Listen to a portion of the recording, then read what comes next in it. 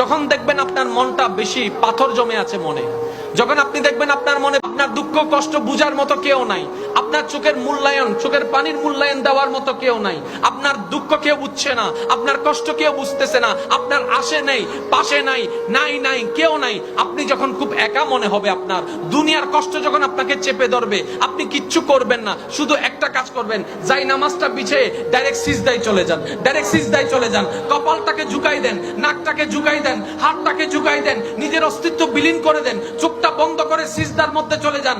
আল্লাহর ওয়াস্তে করে বলছি, কিচ্ছু পড়া লাগবে না, শুধু সিজদার মধ্যে পড়তে থাকেন, সিজদায় পড়ে থাকেন, কান্না করতে থাকেন। ওনাকে বুঝান যিনি আপনি না বললেও সবকিছু বুঝে, ওই রবকে জানান যিনি আপনি না জানালেও সবকিছু জানে। দুনিয়ার মানুষ তো আজকে বললে কালকে চুপ উল্টাই ফেলে, ব্ল্যাকমেইল করতে শুরু করে। রব তো সবকিছু জানার পরেও দোষ গোপন করে রেখেছে। ওই রবের দরবারে সবকিছু বলতে থাকেন, 1 মিনিট, 2 মিনিট, 3 মিনিট, দেখবেন আপনার সমস্যা তখন সমাধান না হলো অন্তরে এমন একটা শান্তি লাগবে যেটা আপনার পৃথিবীর কোথাও কোনো খুঁজে পাবেন না। সুবহানাল্লাহ।